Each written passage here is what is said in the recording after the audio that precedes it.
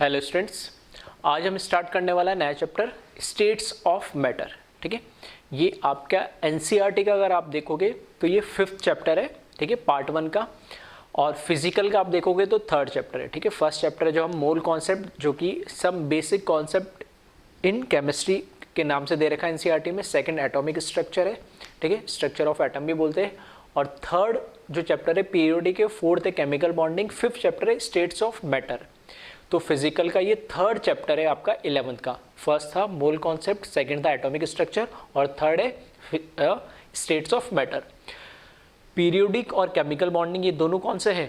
आपके इनऑर्गेनिक के चैप्टर है। तो हम स्टेट्स ऑफ मैटर स्टार्ट करें। मैटर क्या होता है? मैटर कुछ भी जो कुछ ना उसका मास हो और कोई ना कोई स्पेस ऑक्यूपाई करे, कुछ उसका मास हो और कोई ना कोई स्पेस ऑक्यूपाई करे, उसे हम क्या बोलते हैं? मैटर। ठीक है, matter is anything that occupy space and having mass is known as matter. ठीक है, अब ये छोटे छोटे डेफिनेशंस हम ऑलरेडी, ठीक है, जो हमारा मोल कॉन्सेप्ट था उसमें हम देख चुके हैं। अब यहाँ पर हम बात कर रहे हैं कि कौन कौन सी मैटर की स्टेट हो सकती है, किस स्टेट मतलब किस किस फॉर्म में मैटर एग्जिस्ट करता है।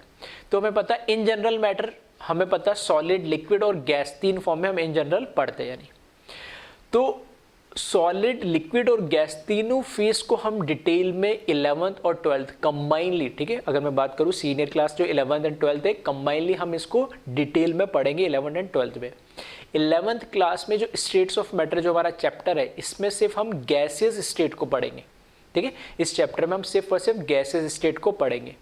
जो सॉलिड और लिक्विड फेस है, हम ये 12th क्लास के अंदर पढ़ेंगे। 12th क्लास का फर्स्ट चैप्टर ही पार्ट 1 का जो है वो सॉलिड स्टेट है, और जो सेकंड चैप्टर है 12th क्लास का, वो सेकंड चैप्टर ही लिक्विड सॉल्यूशन है, सॉल्यूशन नाम से। यानी मतलब सॉलिड फेस को हम 12th में पढ़ेंगे और लिक्विड फेस को भी हम 12th में पढ़ेंगे डिटेल में, और उनकी प्रॉपर्टीज, कैरेक्टरिस्टिक वगैरह सब चीज़ें नहीं। ठीक है, यहाँ पे गैसेस स्टेट सिर्फ 11th में पढ़ा जाएगा, तो परेशान मत होना कि सॉलिड, लिक्विड, गैस में सिर्फ गैस ही पढ़ा रहे थे। 11th में पढ़ेंगे, सॉलिड और लिक्विड 12th में पढ़ेंगे। अब यहाँ पे कुछ बेसिक सी चीज़ें लिखी जो आपको ऑलरेडी पता होगी, लेकिन थोड़ी सी टर्मोलॉजी यहाँ पे चेंज हो जाती है जैसे हम सीनियर क्लास में आते हैं। ठीक है, तो कहने के थोड़े से, ठीक है, टर्मोलॉजी चेंज होगी, बाकी मीनिंग उनका same he. States of matter हमारा चैप्टर है, मैंने लिखा है उसके नीचे, एनी गिवन सब्सटेंस में exist in solid, liquid and gas depending upon the magnitude of 2 opposite type of tendencies.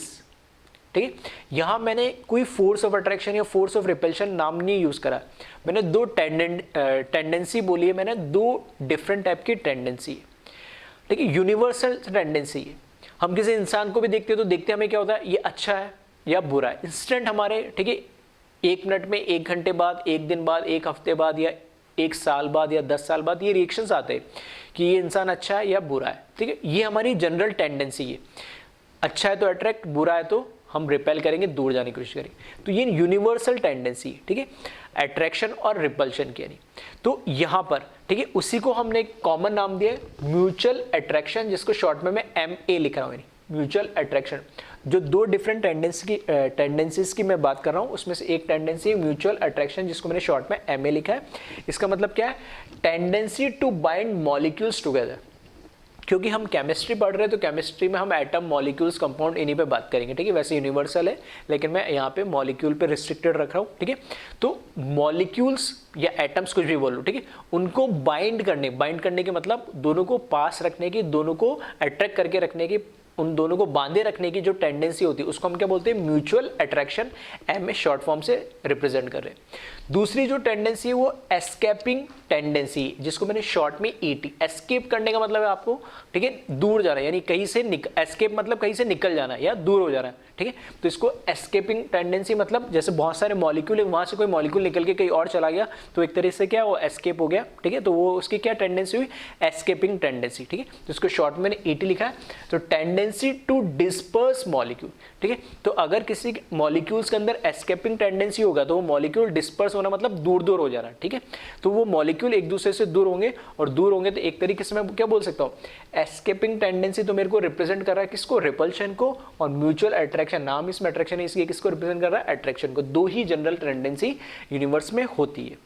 अगर मैं बोलूं कि जो म्यूचुअल, ठीक है, शॉर्ट में लिखा है मैंने mutual attraction MA, if M is very very greater than ET escaping tendency then the molecules exist in solid form.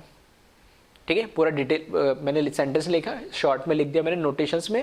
अगर म्यूचुअल अट्रैक्शन बहुत ज़्यादा हो, ठीक है, 2 सिंबल लगाने का मतलब एक ग्रेटर देन का मतलब बहुत ज़्यादा, ठीक है, तो बहुत ज़्यादा हो, एस्केपिंग टेंडेंसी मतलब उनमें अट्रैक्शन बहुत ज़्यादा है और उनमें अट्रैक्शन बहुत ज़्यादा है और एस्केप होने की टेंडेंसी बहुत कम है, मतलब मॉलिक्यूल के होंगे बहुत पास पास होंगे और मॉलिक्यूल पास पास में है, तो ये हम ऑलरेडी पढ़ चुके हैं अप टू 10th क्लास में बेसिक्स सॉलिड लिक्विड गैस, ठीक है, छोटी क्लास से पढ़ते हुए आ रहे हैं। तो मॉलिक्यूल जितने पास पास में होते हैं सॉलिड फॉर्म बनाएंगे, तो वो जो मॉलिक्यूल्स होंगे किस फॉर्म में होंगे, सॉलिड फॉर्म में।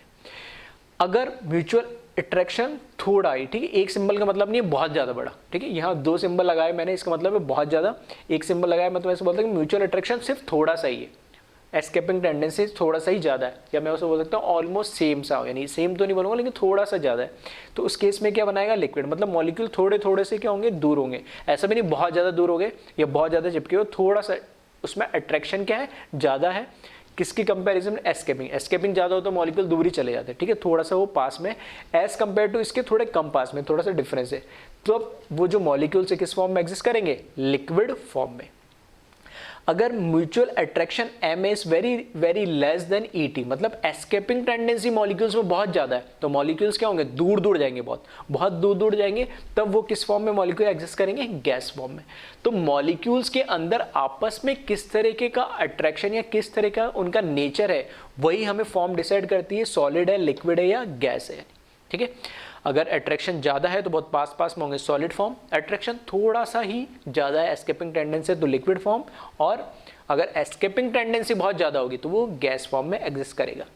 गैसेस स्टेट्स ऑफ मैटर का दूसरा नाम, ठीक है, हम गैसेस स्टेट भी बोलते हैं इस चैप्टर को, ठीक है, एनसीईआरटी में स्टेट्स ऑफ मैटर के नाम से लिखा हुआ है, और इन जनरल में हम, ठीक है, गैसेस स्टेट भी बोलते हैं क्योंकि इसमें पूरा हम गैस के बारे में, उसके लॉज, उसकी जो भी प्रॉपर्टी वगैरह सब देखेंगे, ठीक है।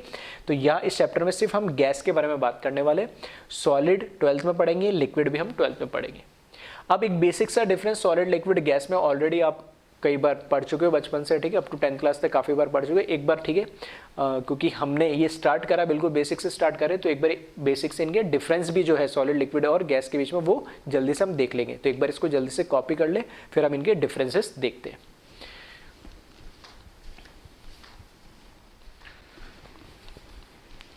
अब देखते हैं हम सॉलिड, लिक्विड और गैस के अंदर जो डिफरेंस है, ठीक है, उसको मैंने पैरेलली लिख दिया है और 1 by 1 इनके डिफरेंस हम देख लेते हैं, ठीक है। ऑलमोस्ट सारे डिफरेंस, मैक्सिमम डिफरेंस जो हम है, ठीक है, या इनके जो भी मैंने पॉइंट्स लेके ऑलरेडी आप पढ़ चुके होंगे, ठीक है, आपको पता होगा, फिर भी एक बार हम देख लेते हैं। फर्स्ट जो पॉइंट लिखा है, ठीक है, वो मैंने एक डायग्राम के फॉर्म में बनाया, एक बॉक्स बनाया, उसमें ये पार्टिकल्स बनाए, ठीक है, साइज थोड़ी छोटी बड़ी हो सकती है, ठीक है, क्योंकि फ्री हैंड से बना है, तो उसके लिए परेशान मत होना, सारे की सब की पार्टिकल्स की साइज क्या है, सारे मॉलिक्यूल्स या एटम जो भी साइज है सब सेम मान के चलना, ठीक है, और हो सके तुमसे बने तो एक सेम साइज से बना लेना, कोई दिक्कत नहीं। तो यहाँ पर देखोगे तो हर एक पार्टिकल क्लोजली पैक्ड, एक दूसरे के साथ टाइटली हेल्ड है, यानी ठीक है, दूसरे से टच हो रहे।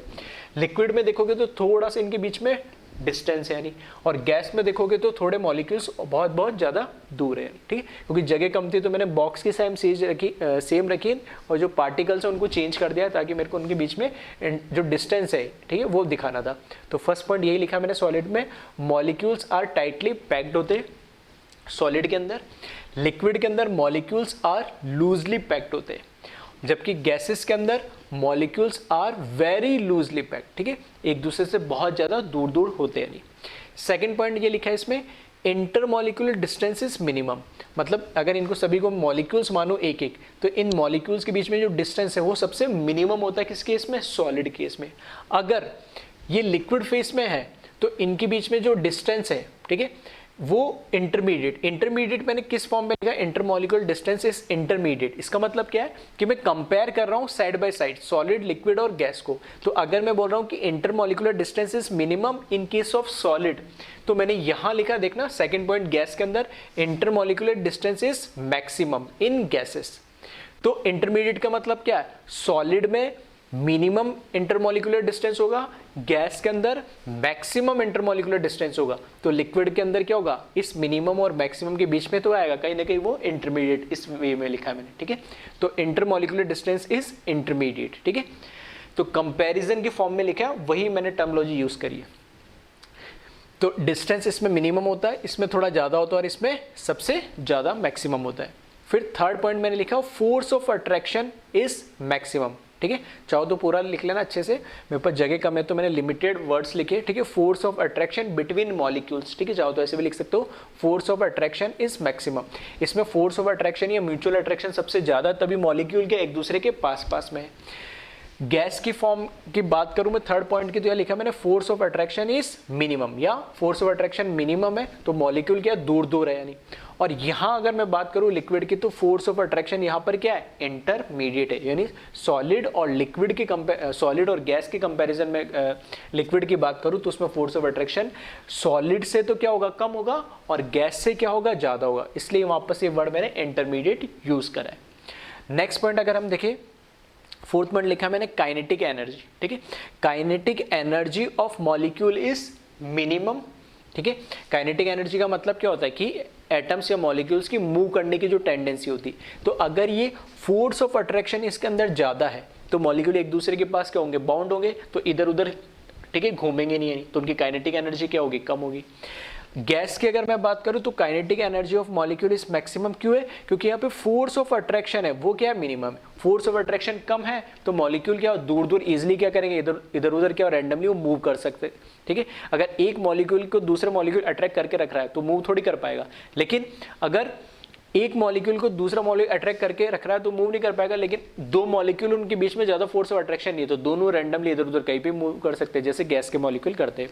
तो वही है कि इसमें फोर्स ऑफ अट्रैक्शन मिनिमम है तो काइनेटिक एनर्जी इनकी क्या होती है, मैक्सिमम होती है, अगर मैं कंपेयर करूँ सॉलिड, लिक्विड और गैस में। और लिक्विड की बात करूं तो वापस से kinetic energy of molecules intermediate होती है, उसकी काइनेटिक एनर्जी सॉलिड से तो क्या होगी, ज़्यादा होगी, और इसकी काइनेटिक एनर्जी गैस से कम होगी, किसकी, लिक्विड की। ठीक है, तो इस तरीके से कंपैरिजन के फॉर्म में मैंने लिखा है। तो एक बार इसको कॉपी कर ले, कुछ पॉइंट्स और है वो मैं लिखा देता हूँ, वीडियो को पॉज करके इसको एक बार जल्दी से कॉपी कर ले। ठीक है, 4 पॉइंट्स हम और देख चुके। अब मैं बात करता हूँ इसमें फिफ्थ पॉइंट की। ठीक है, फिफ्थ पॉइंट की अगर मैं बात करूं इसके अंदर, तो फिफ्थ पॉइंट इसमें है शेप एंड वॉल्यूम की। ठीक है, तो यहां पर मैं लिखता हूं सॉलिड में क्या होता है, डेफिनेट शेप होता है, एंड वॉल्यूम भी क्या होता है, फिक्स होता है या डेफिनेट होता है। सही है, कोई भी सॉलिड है हमारे पास, उसका हमें पता है जो शेप होता है, ठीक है, वो फिक्स होता है, और उसका वॉल्यूम भी, जब शेप फिक्स है तो वॉल्यूम भी क्या हो जाता है, फिक्स हो जाता है। नहीं, लिक्विड के केस के अंदर क्या होता है, लिक्विड के केस में हम लिक्विड को जिस भी कंटेनर के अंदर डालेंगे वो उसका शेप ऑक्यूपाई कर लेता है। नहीं, अगर हमने उसको बकेट में डाला तो बकेट का शेप ले लेगा, किसी यूटेंसिल में डाला तो उसका शेप ले लेगा, अगर कहीं ठीक है पानी को हमने किस में, बाल्टी में डाला या किसी बर्तन में डाला, या ठीक है कहीं फर्श पे गिर गया, तो जहाँ डालोगे वैसा शेप ले लेगा। तो शेप जो होता है इसका फिक्स नहीं होता, लेकिन वॉल्यूम फिक्स है। 1 लीटर पानी को तुम बकेट में डालो तो भी 1 लीटर रहेगा वॉल्यूम। ठीक है, 1 लीटर पानी को तुम नीचे गिरा दो, फर्श पे गिरा दो तो भी 1 लीटर रहेगा, 1 लीटर पानी को तुम कहीं जाके खड्डे में गिरा दो तो भी 1 लीटर रहेगा। नहीं, ठीक है, तो वॉल्यूम तो फिक्स होता है, लेकिन शेप क्या होता है, इनडेफिनेट होता है। वो डिपेंड करेगा किस कंटेनर या यूटेंसिल के अंदर हम उसको डाल रहे हैं। ठीक है, तो इसकी अगर मैं बात करूं लिक्विड की, तो इसमें इनडेफिनेट क्या होता है, शेप होता है, बट डेफिनेट वॉल्यूम होता है। ठीक है, वॉल्यूम क्या होगा, डेफिनेट होगा। इसी में अगर मैं गैस की बात करूं तो गैस हमें पता है, अगर अभी मैं जिस रूम में हूं जहां पे रिकॉर्डिंग कर रहा हूं, या जहां आप रूम में बैठ के मेरा लेक्चर देख रहे होंगे, तो उसके अंदर कोई ना कोई गैस तो होगी। ठीक है, क्योंकि गैस होगी, एयर होगी तभी तो ऑक्सीजन होगी, ऑक्सीजन होगी तभी तो आप ले पा रहे होगे, तभी तो जिंदा हो, अदरवाइज बिना ऑक्सीजन के कैसे रह पाओगे। ठीक है, तो जिस भी रूम में हो, जिस भी आप एनवायरनमेंट में हो, वहाँ पे कोई ना कोई गैस होती। तो गैस की ये कैरेक्टरिस्टिक होती है कि जहाँ पे भी जितना स्पेस उसको दोगे, ठीक है, 10 मॉलिक्यूल को अगर तुम एक छोटे रूम में रखोगे तो वो जितने जहाँ पर जो एक छोटा रूम है, या मैं ऐसा बोल सकता हूँ एक क्लासरूम में अगर मैं तुमने 10 मॉलिक्यूल रख दिए किसी गैस के, ऑक्सीजन के, तो वो अलग अलग जितना डिस्टेंस हो सकता है एक दूसरे उतना डिस्टेंस पे जाके पूरे रूम के अंदर, ठीक है, मैक्सिमम डिस्टेंस पे जाके एक दूसरे से क्या हो जाएंगे, वो सेटल हो जाए, सेटल मतलब डिस्टेंस पे रहेंगे, यानी वो रैंडमली मूव तो करते रहते लेकिन इधर उधर एक दूसरे से दूर रहेंगे। अगर वही 10 मॉलिक्यूल को एक बड़े ऑडिटोरियम में मैंने रख दिए तो वो उस पूरे बड़े ऑडिटोरियम में घूमते रहेंगे। इसका कहने का मतलब है, कहने का मतलब ये कि उसको गैस को जिस भी साइज में रखोगे उस पूरे साइज को ऑक्यूपाई करने की कोशिश करेगा। अब उसमें बीच में डिस्टेंस कितना आ रहा है दो मॉलिक्यूल के बीच में वो मैटर नहीं करता, लेकिन वो पूरे ऐसा नहीं कि एक कॉर्नर में ही पड़े रहेंगे या एक साइड में एक वॉल पे रहेंगे या आधे रूम को ही कवर करेंगे या इससे ज्यादा डिस्टेंस कवर नहीं कर सकते। नहीं, जितना बड़ा आप उसको, ठीक है, साइज दोगे, जितना बड़ा उसको वॉल्यूम दोगे, पूरे वॉल्यूम में भले दो मॉलिक्यूल दूर तक जा पाए, एक जा पाए, लेकिन वो मॉलिक्यूल्स उस पूरे जो भी हम स्पेस देंगे उसको क्या करेगा, कवर करेगा।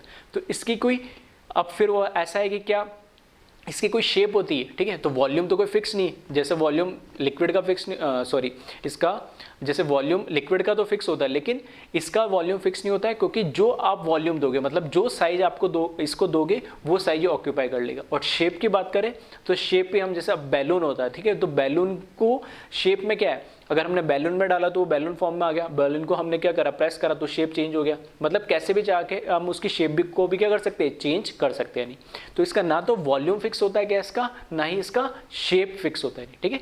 तो इनडेफिनिट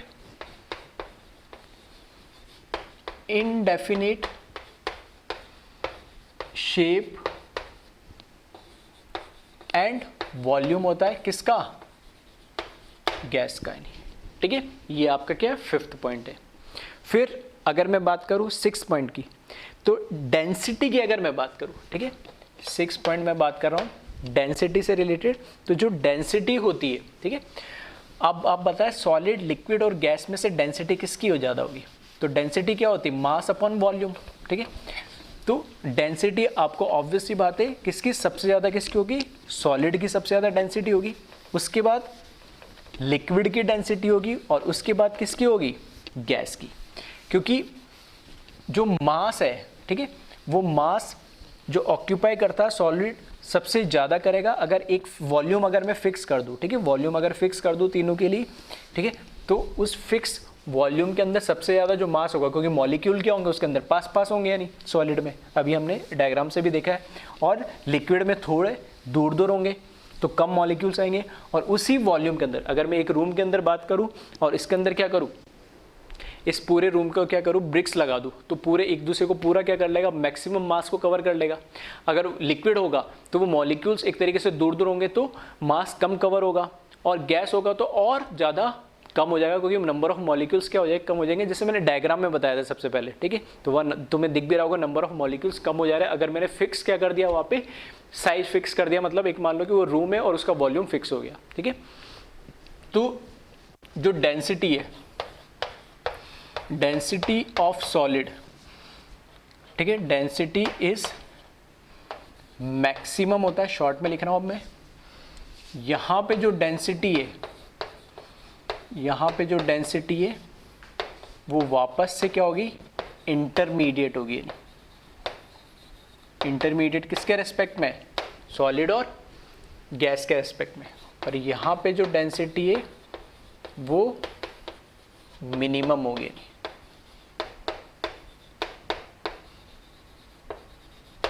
ठीक है। सॉलिड की डेंसिटी सबसे मैक्सिमम, फिर लिक्विड की, और उसके बाद सबसे कम डेंसिटी होती है गैस की। लास्ट अगर एक पॉइंट और लिखूं मैं, कंप्रेसिबिलिटी, ठीक है, इस चैप्टर में इसको और डिटेल में पढ़ेंगे, फिर भी लॉजिकली हम इस वर्ड को समझ सकते हैं। कंप्रेसिबिलिटी का मतलब क्या है, किसी को कंप्रेस करना, ठीक है।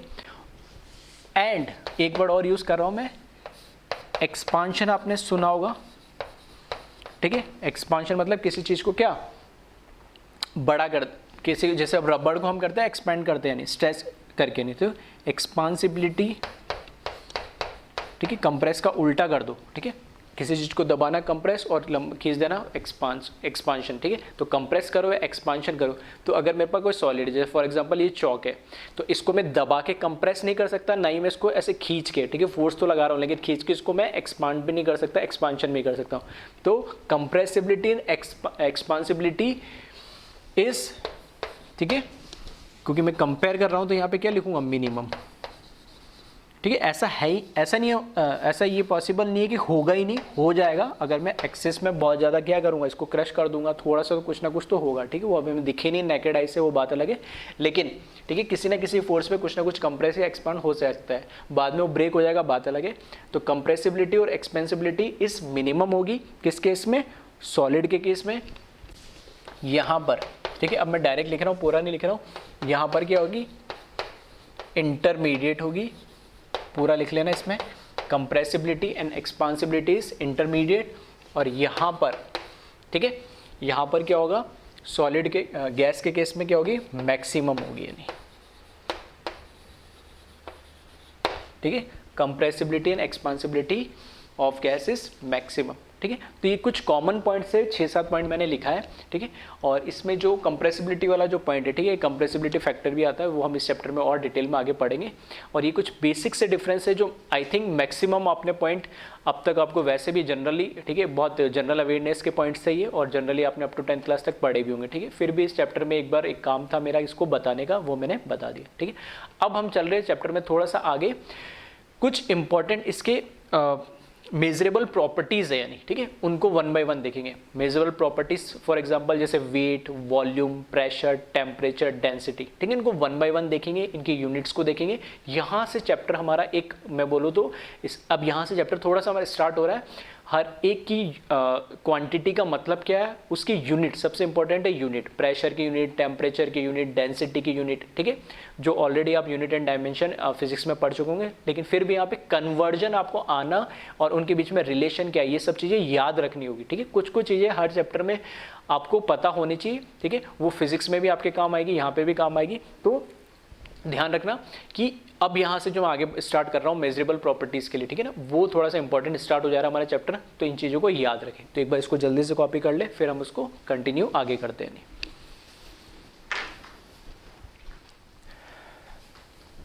अब बात करते हैं हम मेजरेबल प्रॉपर्टीज ऑफ गैसेस। ठीक है, मेजरेबल प्रॉपर्टीज क्या है, those properties which can be measures. ठीक है, जिन प्रॉपर्टीज को मेजर कर सकते हो वो मेजरेबल प्रॉपर्टीज है। ठीक है, और नाम से पता लग रहा होगा, पहला कौन सा, मास।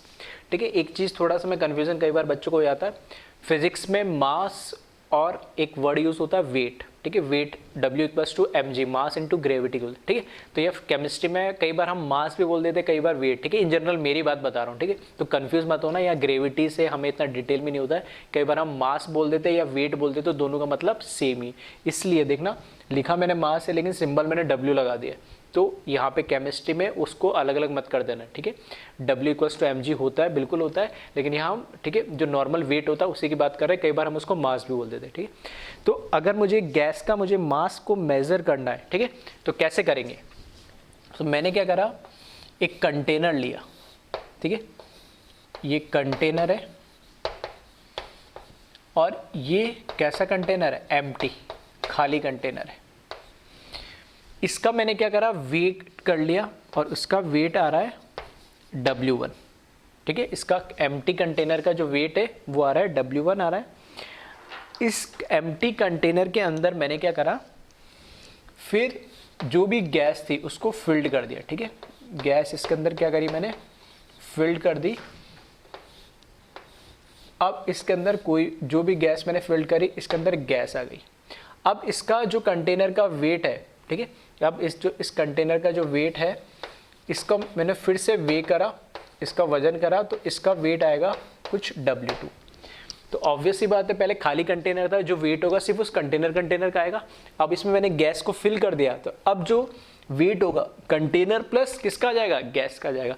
तो मुझे अगर गैस का वेट पता करना है, ठीक है, तो वेट ऑफ गैस या गैस का मास पता करना है, तो वो क्या हो जाएगा, गैस को फिल करने के बाद जो कंटेनर का वेट आ रहा है वो W2, जिसमें container plus gas minus original जो कंटेनर था, जो खाली कंटेनर था, उसका वेट मैं सेपरेट कर दूंगा, तो मुझे क्या पता लग जाएगा, वेट ऑफ गैस पता लग जाएगा। ठीक है, इस तरीके से जनरली अगर आपको किसी गैस का प्रैक्टिकली गैस का वेट पता करना हो, ठीक है, तो इस तरीके से आप पता कर सकते हैं।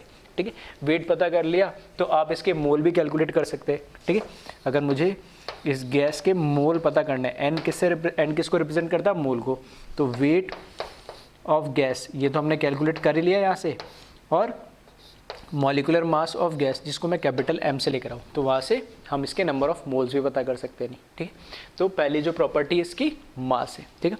अब इसको जल्दी से वीडियो को पॉज करके कॉपी कर ले। सेकंड जो प्रॉपर्टी है, ठीक है, सेकंड जो प्रॉपर्टी है वो है वॉल्यूम, ठीक है। ये सारी प्रॉपर्टी के नाम कुछ नए नहीं लिख रहा हूँ मैं, सारे जो नाम है आपने, ठीक है, सुने हुए होंगे, इनको आज तक ऐसा कुछ नया नहीं लिखने वाला हूँ। पहला था मास, सेकंड है वॉल्यूम, ठीक है। तो वॉल्यूम क्या है? Space occupied by the gas is volume, और volume of gas is the volume of container, ठीक है। अगर मैं वॉल्यूम की बात करूँ तो वॉल्यूम क्या है? Volume of gas is the volume of container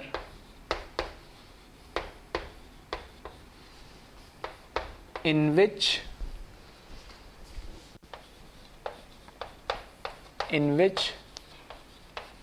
gas is stored, ठीक है। तो ये हम ऑलरेडी बात कर चुके हैं कि गैस का कोई फिक्स वॉल्यूम नहीं होता है, नहीं, ठीक है। गैस जिस भी कंटेनर में रखा जाएगा, जिस भी, ठीक है, यूटेंसिल में या जिस भी, ठीक है, स्टोरेज में रखा जाएगा, उसी का पूरा वॉल्यूम वो ऑक्यूपाई कर लेगा, ठीक है। इन विच गैस इज स्टोर्ड, ठीक है। तो वॉल्यूम क्या होगा? जो, ठीक है, कंटेनर का वॉल्यूम होगा वही गैस का वॉल्यूम होगा। अब इसमें सबसे इंपॉर्टेंट बात है वॉल्यूम में यूनिट की, ठीक है। मास की जो जनरली यूनिट थी, हम क्या, ग्राम या केजी, ठीक है, लिखी नहीं, मैं चाहो तो लिख लेना। वहाँ पे यूनिट की बात करें तो वहाँ पे जो मास लिखा तो वहाँ पे यूनिट जनरली, अगर मैं बात करूँ CGS में तो हम ग्राम में लिखते हैं, ठीक है। MKS में हम क्या लिखते हैं? केजी में लिखते हैं। यूनिट एंड डायमेंशन में ऑलरेडी आप पढ़ चुके होंगे, तो वो इतना कुछ था नहीं, लिख लेना। अगर वॉल्यूम की बात करूँ, ये थोड़ा सा इंपॉर्टेंट है, ठीक है। तो वॉल्यूम देखें, जनरली हम क्या बोलते हैं, कुछ टर्म आपने सुनोगे, ठीक है। यहाँ से लिखना स्टार्ट कर रहा हूँ मैं, 1 मीटर क्यूब, ठीक है। M का मतलब मीटर और इसकी पावर क्यूब। 1 जो मीटर क्यूब होता है, ठीक है, वो 10 किसके बराबर होता है? 10 डेसीमीटर क्यूब के, 10 डेसीमीटर क्यूब के बराबर होता है। और यही जो 1 मीटर क्यूब है वो 10 रेज़ टू द पावर 3, ठीक है, इसको करेक्ट कर लेना। 1 metre cube is equals to 10 raise to the power 3 decimetre cube, और मैं इसको क्या लिख सकता हूँ? 10 raise to the power 6 centimetre cube, ठीक है। सारे कन्वर्जन है, ये आपको याद ही रखना है। और क्या लिख सकता हूँ मैं? 10 raise to the power 9 millimetre cube, ठीक है। सबसे छोटे यूनिट मिलीमीटर, फिर सेंटीमीटर, फिर डेसीमीटर, फिर मीटर, ठीक है। तो अब क्योंकि वॉल्यूम है, अगर मेरे पास कोई क्यूब है तो उसकी लेंथ, ब्रेथ और हाइट, ठीक है, तीनों को मिलाएंगे तो क्या हो जाएगा? जैसे metre, 1 metre length, 1 metre breadth और 1 मीटर हाइट, तो 1 क्या हो जाएगा? 1 इंटू 1 इंटू 1 तो क्या आएगा? 1 ही आएगा। और उसकी यूनिट क्या हो जाएगी? 1 मीटर इंटू मीटर की पावर कितनी हो जाएगी? 3, तो 1 मीटर क्यूब। तो वो अगर उसको डेसीमीटर में क्यूब कन्वर्ट करना है तो 1 मीटर इक्वल्स टू क्या इतना होता है? 10 डेसीमीटर, तो 10 की पावर 3 डेसीमीटर क्यूब आ जाएगा।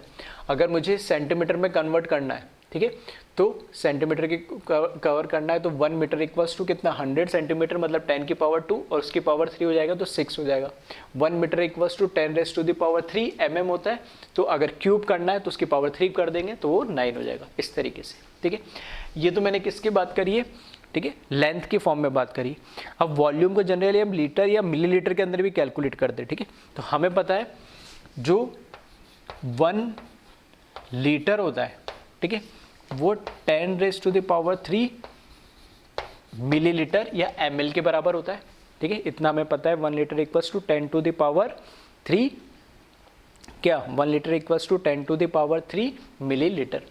अब सबसे इंपॉर्टेंट क्या है, इस जो ऊपर मैंने लिखी है लेंथ के फॉर्म में जो मैंने वॉल्यूम, ठीक है, ये भी किसको रिप्रेजेंट कर रहा है, वॉल्यूम को, ये भी वॉल्यूम को, ठीक है, लेंथ के फॉर्म में वॉल्यूम को रिप्रेजेंट कर रहा है, और ये, ठीक है, लीटर के फॉर्म में या वॉल्यूम के फॉर्म में ये भी किसको रिप्रेजेंट कर रहा है, दोनों वॉल्यूम ही यानी।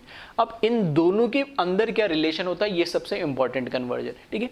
इसको, इसके अंदर जो इंपॉर्टेंट कन्वर्जन है वो इसी का है कि अगर मैं ऐसा बोल सकता हूँ, ठीक है, 1 जो मीटर क्यूब होता है, ठीक है, ये सबसे इंपॉर्टेंट, इसको ध्यान रखना, 1 जो मीटर क्यूब होता है वो होता है 1000, या मैं लिख सकता हूँ 10⁻³ लीटर के बराबर, ठीक है। अगर मेरे को कन्वर्जन करना हो तो 1 metre cube equals to 10⁻³ litre, ठीक है। एक तो ये ध्यान रखना, और एक ये बहुत कॉमन यूज़ होता है, ठीक है, ये बहुत कॉमन एक यूज़ होता है कि अगर मैं बात करूँ 1 सेंटीमीटर क्यूब, ठीक है, 1 सेंटीमीटर क्यूब की अगर मैं बात करूँ, 1 सेंटीमीटर क्यूब की बात करूँ, इसको कई बार, ठीक है, सीसी भी लिखा जाता है, ठीक है, और इसको इस तरीके से भी लिखा जाता है सीसी। इसका मतलब क्या होता है, 1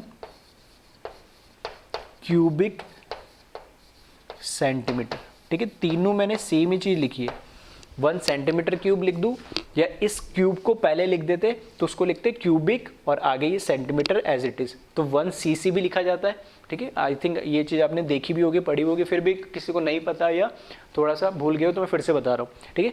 1 सेंटीमीटर क्यूब को, इस क्यूब को पहले लिखा तो क्यूबिक और आगे ही सेंटीमीटर तो है ही, तो क्यूबिक सेंटीमीटर भी बोलते हैं और शॉर्ट में 1 सीसी भी बोलते हैं, ठीक है। तो 1 सेंटीमीटर क्यूब बोलो, 1 सीसी बोलो या क्यूबिक सेंटीमीटर बोलो, ये 1 ml मतलब मिलीलीटर के बराबर होती है। तो ये दोनों ही जो कन्वर्जन है, ठीक है, दोनों ही जो कन्वर्जन है ये इम्पॉर्टेंट है। अगर आपको क्या करना है,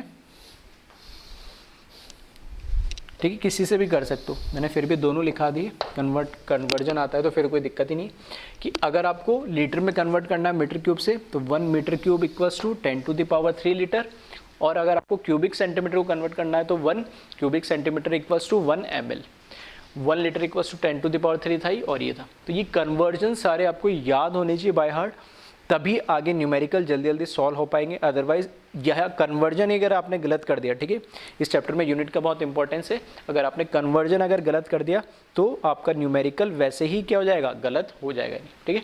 तो एक बार इसको जल्दी से कॉपी कर ले, वीडियो को पॉज करके। नहीं, नेक्स्ट जो प्रॉपर्टी है, ठीक है, नेक्स्ट जो प्रॉपर्टी है वो है टेम्परेचर, ठीक है, नेक्स्ट जो प्रॉपर्टी है वो है टेम्परेचर।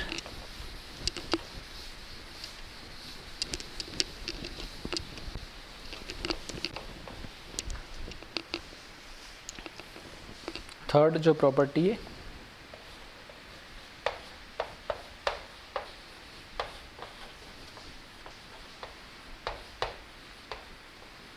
ठीक है, टेम्परेचर, और इसको कैपिटल, जनरली कैपिटल टी से रिप्रेजेंट करते हैं, ठीक है। ठीक है, टेम्परेचर जनरली हमें क्या बताता है, it is a degree of hotness और कोल्डनेस, ठीक है। जनरली टेम्परेचर को अगर हमें डिफाइन करना है तो it is degree of hotness और कूल्डनेस को डिफाइन करता है, ठीक है, कितना हॉट है या कोई कितना ठंडा है, ठीक है, उसको उसी को हम क्या बोलते हैं, जनरली टेम्परेचर बोलते हैं। It is a degree of hotness और coldness and it can represent bye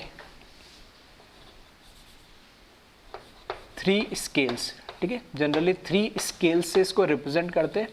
और इन तीनों स्केल्स में से भी अगर मैं बात करूं तो सबसे इंपॉर्टेंट हमारे लिए एक स्केल है ठीक है, एक होता है डिग्री सेल्सियस, एक होता है केल्विन और एक होता है फ़ारेनहाइट, ठीक है, तीनों आपने नाम सुने होंगे। तो इसमें से सबसे जो इंपॉर्टेंट होता है, अगर मैं बात करूँ फिजिकल केमिस्ट्री 11 12, ठीक है, केमिस्ट्री की बात करूँ, फिजिकल केमिस्ट्री में हम हमेशा जहाँ पे भी टेम्परेचर आएगा, ठीक है, मास की बात अलग है, वॉल्यूम की बात अलग है, उधर अलग अलग यूनिट यूज कर लेते हो, प्रेशर अलग अलग यूनिट यूज कर लेते हो, लेकिन जहाँ पे भी टेम्परेचर आएगा, ठीक है, ध्यान से सुनना मैं क्या बोल रहा हूँ, जहाँ पे भी टेम्परेचर आ रहा है 11 12 में, जहाँ पे भी फिजिकल केमिस्ट्री आ रही है, केमिस्ट्री आ रही है, ठीक है, तो टेम्परेचर हमेशा केल्विन में ही लेना है, ऐसा यूनिट भी केल्विन है, और वैसे भी हमेशा टेम्परेचर क्या लेना है, केल्विन में लेना, डिग्री सेल्सियस या फ़ारेनहाइट में कभी नहीं लेना, ठीक है, कन्वर्जन जरूर मैं बता दे रहा हूँ, फिर भी ठीक है, हमेशा किसके अंदर लेना है, केल्विन के अंदर ही लेना है, ठीक है। तो अगर मैं इसकी कन्वर्जन की बात करूं तो C रिप्रेजेंट कर रहा है मेरे को यहाँ पे किससे, डिग्री सेल्सियस से, C-0 डिवाइड बाय, ठीक है, ये लिखा मैंने 100, ऐसा क्यों लिखा है, ठीक है, एक थोड़ा सा सिमेट्री आ जाए इसलिए लिखा है मैंने, सिंपल सा, is equals to K-273 divide by 100 is equals to Fahrenheit का F, ये केल्विन का K, डिग्री सेल्सियस का C, फ़ारेनहाइट का F -32 डिवाइड बाय 180। आपको डिग्री सेल्सियस को केल्विन में कन्वर्ट करना हो या फ़ारेनहाइट में कन्वर्ट करना हो, या केल्विन को फ़ारेनहाइट में कन्वर्ट करना हो, या डिग्री सेल्सियस में कन्वर्ट करना हो, या फ़ारेनहाइट को, ठीक है, ये केल्विन या डिग्री, किसी को किसी में भी कन्वर्ट करना है। अगर आपको सेल्सियस को केल्विन में कन्वर्ट करना है तो इन दोनों फॉर्म को इक्वेट कर दो, इसको छोड़ दो। अगर इसको फ़ारेनहाइट में कन्वर्ट करना है तो बीच वाले को छोड़ दो, इन दोनों को इक्वेट कर दो। अगर केल्विन को फ़ारेनहाइट में कन्वर्ट करना है तो इन दोनों को ले लो, उसको छोड़ दो, ठीक है। तो एक साथ मैंने लिख दिया। अब ये जो मैंने यहाँ पे क्या लिखा है, C-0, 0 इसलिए लिखा क्योंकि यहाँ पे देखोगे K-273 F-32, तो यहाँ पे कुछ ना कुछ लिखना था माइनस सिमेट्री के लिए, तो मैंने 0 लिख दिया, कोई कुछ करना ही नहीं था यहाँ पे, ठीक है। इसका नीचे ध्यान रखना 100 है, ये 180, गलती से नहीं लिखा, इसके नीचे 180 आएगा, ये 100 आएगा और इसके नीचे 100 ही आएगा, ठीक है। कन्वर्जन आपको किसी में भी करना है तो, ठीक है। फ़ारेनहाइट, ठीक है, इन जनरल में हमें क्या डिग्री सेल्सियस में दे रखा हो, फ़ारेनहाइट का बहुत रेयरली, ठीक है, 0.01% ना के बराबर ही होगा, फिर भी मैंने बता दिया, अगर आ जाए तो याद रखना। जनरली डिग्री सेल्सियस दे रखा होगा, केल्विन में कन्वर्ट करना होगा हमें, ठीक है, या केल्विन में दे रखा तो कोई दिक्कत ही नहीं। तो अगर डिग्री सेल्सियस में दे रखा है, केल्विन में कन्वर्ट करना है, ठीक है, तो मैं इसको लिखूँ तो C-0 लिखने का तो कोई मतलब नहीं, इस 100 से ही 100 कैंसिल हो जाएगा, मतलब इस तरीके से C-0 अगर आपने 100 लिखा है और K-273 डिवाइड बाय क्या करा 100 लिखा है, तो 100 से 100 क्या हो जाएगा, कैंसिल हो जाएगा। और यहाँ पर C-0 तो कुछ होता नहीं है, तो C इक्वल्स टू K-273, तो C + 273, ठीक है, एग्जैक्टली 273.15 होता है, तो मैं इतना अप्रॉक्स एग्जैक्ट नहीं जा रहा हूँ, ठीक है, मैंने 273 लिखा है। तो यहाँ पर, ठीक है, ये बहुत इंपॉर्टेंट है। अगर आपको डिग्री सेल्सियस में दे रखा है, ठीक है, तो उसमें 273 ऐड कर दोगे तो वो किस में कन्वर्ट हो जाएगा, केल्विन के अंदर कन्वर्ट हो जाएगा, नहीं, ठीक है। तो इस तरीके से फ़ारेनहाइट वगैरह भी कर सकते हैं, नहीं। तो एक बार इसको कॉपी कर ले। नेक्स्ट, ठीक है, नेक्स्ट बहुत इंपॉर्टेंट है, जो प्रॉपर्टी वो है प्रेशर, ठीक है। फोर्थ प्रॉपर्टी लिख ले, वीडियो को पॉज करके, प्रेशर की बात कर रहे हैं हम, ठीक है। ये सब जो हम प्रॉपर्टी मैं यहाँ पे लिखा रहा हूँ, और स्पेशली यूनिट या कन्वर्जन, ठीक है, सभी बहुत इंपॉर्टेंट है ये। तो ये नेक्स्ट लेक्चर तक आपको सभी चीज़ें, ठीक है, सभी चीज़ें याद हो जानी चाहिए, ठीक है। इस लेक्चर में सॉलिड लिक्विड गैस एक बेसिक सा आइडिया दिया है, ठीक है, तो वो तो उसमें काफ़ी चीज़ें आपको पता ही होगी, इतना कुछ लोड नहीं है, इसमें इंपॉर्टेंट है यही यूनिट्स, ठीक है। तो ये प्रॉपर्टीज़ है, तो ये आपको सारी चीज़ें जो मैं बता रहा हूँ, कन्वर्जन, ठीक है, इनके यूनिट्स वगैरह सब याद होने चाहिए। फोर्थ है प्रेशर। प्रेशर को कैपिटल P से ही रिप्रेजेंट करते हैं, ठीक है। अब यहाँ पे प्रेशर क्या होता है, प्रेशर, ठीक है, बेसिक से प्रेशर के बारे में आपने, ठीक है, सुना ही होगा। प्रेशर क्या होता है, किसी भी ऑब्जेक्ट पे अगर हम फोर्स डालते हैं तो पर यूनिट एरिया में कितना प्रेशर डाल रहा है वो क्या बताता है, फोर्स पर यूनिट एरिया, ठीक है। तो इन जनरल मैं इसको सिंपली डिफाइन करूं तो force acting on per unit area, ठीक है। इन जनरल प्रेशर को हम क्या लिखते हैं, जो प्रेशर होता है उसको हम लिखते हैं, ठीक है, फॉर्मूला आपको पता भी होगा, फोर्स अपॉन एरिया, फिजिक्स में भी हम पढ़ते हैं और ठीक है शॉर्ट में 10th क्लास तक भी फॉर्मूला पढ़ा ही होगा, इतना कोई नया फॉर्मूला नहीं है, ठीक है, एफ अपॉन ए, ठीक है, शॉर्ट में इस तरीके में मैंने लिख दिया नहीं। अब सबसे वापस इंपॉर्टेंट बात वही इसकी यूनिट पर आ रही है, ठीक है, प्रेशर की यूनिट।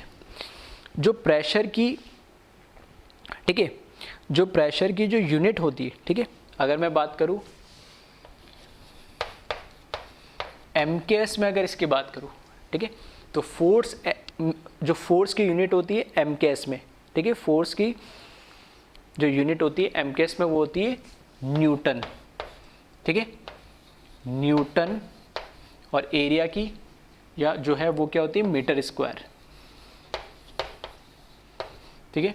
तो शॉर्ट में इसको क्या लिखेंगे, Newton per metre square. CGS में जो इसकी यूनिट होगी, ठीक है, CGS में इसकी जो यूनिट होती है वो होती है डाइन, ठीक है, न्यूटन MKS में होती है और डाइन किसके अंदर होती है, CGS के अंदर। और यहाँ पर अगर बात करूँ तो क्या होती है, सेंटीमीटर स्क्वायर, ठीक है। यहाँ पर इसको शॉर्ट में n लिखते हैं, लेकिन डाइन को डाइन ही लिखते हैं, कोई शॉर्ट नहीं लिखते इसको, ठीक है, dine per centimetre square CGS के अंदर। अगर मैं रिलेशन की बात करूँ, ठीक है, तो यहाँ अगर मैं रिलेशन की अगर बात करूँ तो ठीक है यही लिख दे रहा हूँ, जो 1 न्यूटन होता है, जो 1 न्यूटन होता है वो होता है 10⁵ डाइन, ठीक है, और 1 जो मीटर स्क्वायर वो क्या होगा 10⁴ सेंटीमीटर स्क्वायर के बराबर, ठीक है। तो 1 न्यूटन होता है वो 10⁵ डाइन के बराबर होता है, और 1 मीटर स्क्वायर होता है 10⁴ सेंटीमीटर स्क्वायर के बराबर होता है, ठीक है।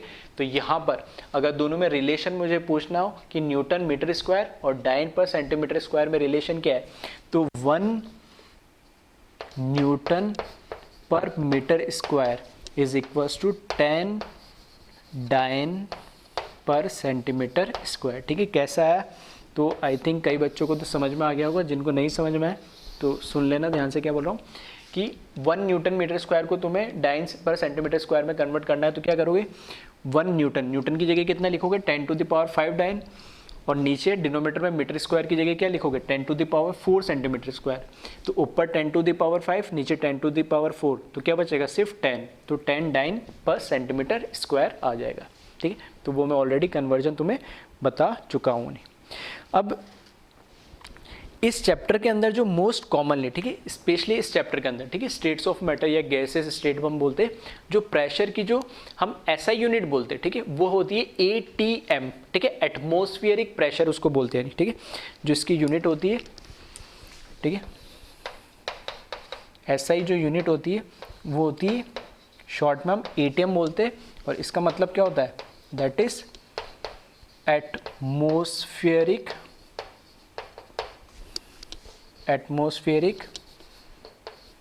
प्रेशर होता है इसका मतलब, ठीक है, हमारा एटमॉस्फेयर का प्रेशर जो कि 1 ATM होता है, ठीक है, शॉर्ट में ATM लिखते हैं। और इस चैप्टर में हम, ठीक है, ATM ही यूज़ करेंगे, ठीक है, इस चैप्टर में हम क्या यूज़ करेंगे, ATM ही यूज़ करेंगे। नहीं तो यहाँ पर अब जो कन्वर्जन है वो सबसे ज़्यादा इंपॉर्टेंट है, क्योंकि यूनिट बहुत सारी आपको देखने को मिलेगी, तो मैं वही कन्वर्जन लिख रहा हूँ, तो इनको ध्यान रखना। एक बार इसको, ठीक है, वीडियो को पॉज करके कॉपी कर लेना, मैं ऊपर लिख दे रहा हूँ, ठीक है, यहाँ पर मैं कन्वर्जन एक साथ लिख दे रहा हूँ।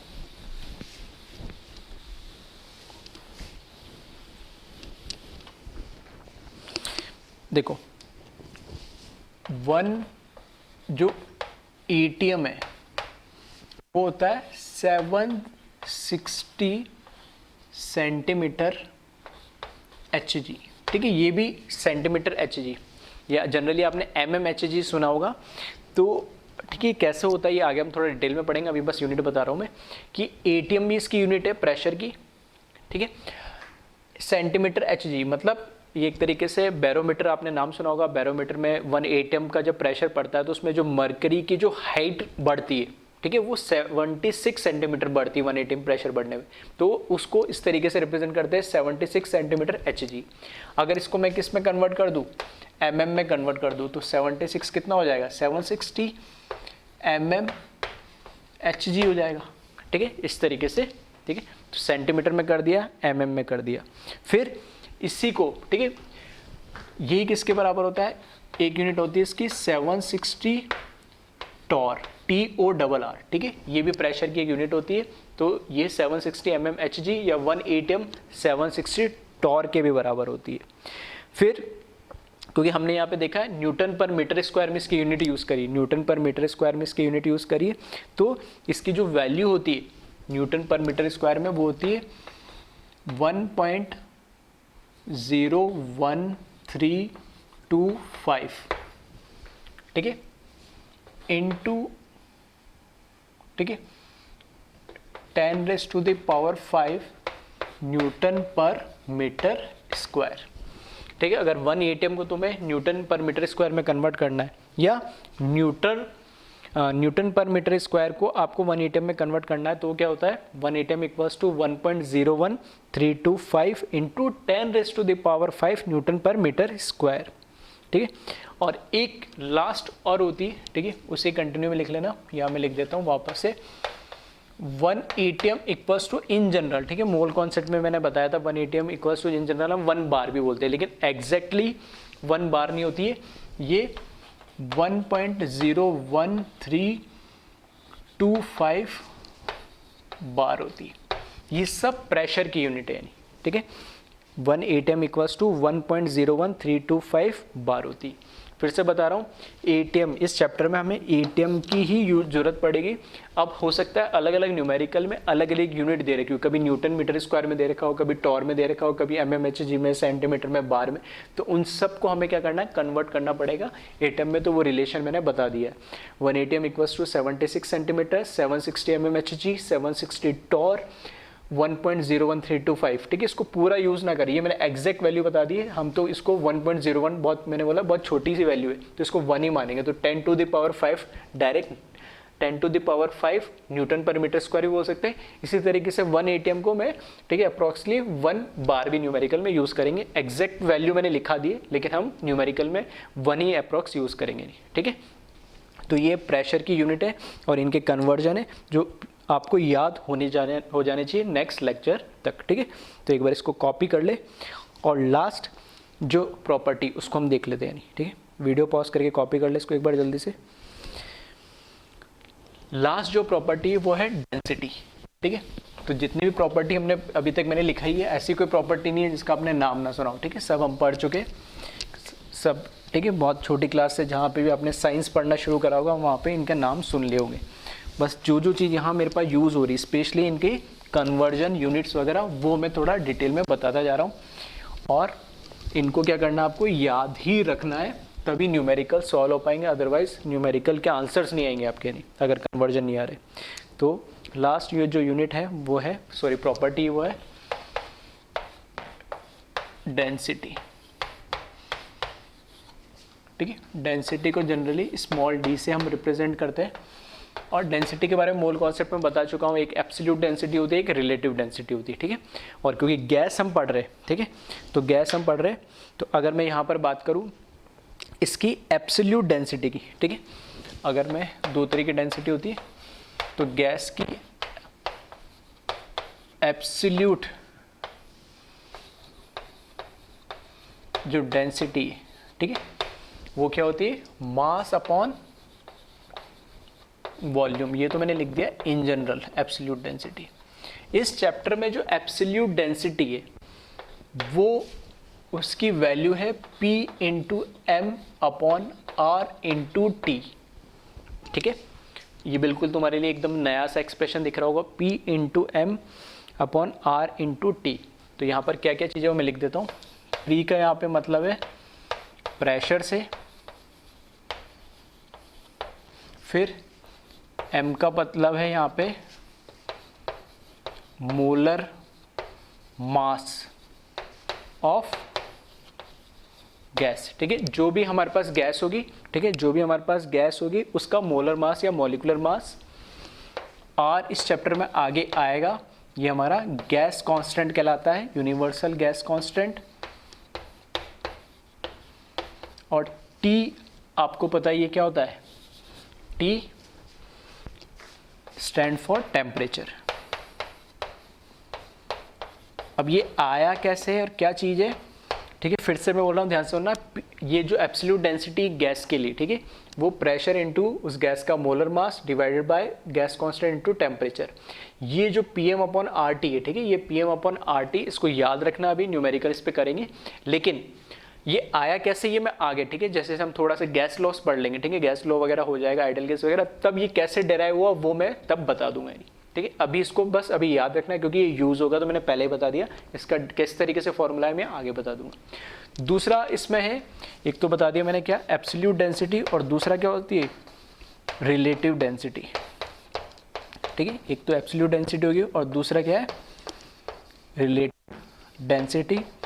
और गैस के केस में जो रिलेटिव डेंसिटी होती है, ठीक है, जो रिलेटिव डेंसिटी होती है, हमने गैस के लिए मोल कॉन्सेप्ट में ऑलरेडी बात कर ली है कि रिलेटिव डेंसिटी एक गैस की डेंसिटी दूसरे गैस के रेस्पेक्ट में बताई जाती है। अगर वो गैस मेंशन नहीं है तो हम क्या मान के चलते हैं, दूसरे गैस का क्या लेंगे हम, जो दूसरी गैस होती है कौन सी गैस लेंगे, हाइड्रोजन गैस लेंगे। और जो डेंसिटी है वो मास अपॉन वॉल्यूम आएगा, दोनों का वॉल्यूम सेम हो जाता है, ठीक है। एवोगैड्रो हाइपोथेसिस या गैस-लुसाक लॉ से तो वॉल्यूम कैंसिल हो जाएगा, मैं ऑलरेडी मोल में बता चुका हूँ। तो अल्टीमेटली जो हम रिलेटिव डेंसिटी लेते हैं उसमें, ठीक है, रिलेटिव डेंसिटी लेते किसी भी गैस की, तो ऊपर मोलर मास ऑफ गैस आता है और नीचे दूसरी गैस का मास आएगा जिसके रेस्पेक्ट में हम ले रहे हैं। अगर गैस मेंशन नहीं है तो हाइड्रोजन का मास आता है, वो आता है 2। तो मैं इन जनरल वही लिख रहा हूँ, m/2, ठीक है, यही फॉर्मूला ज़्यादा यूज़ होगा। ये उस गैस का molar mass divided by 2 hydrogen का मोलर मास है, तो मैंने डायरेक्ट लिख दिया, ठीक है। ये m मोलर मास, उसका मीनिंग यही है।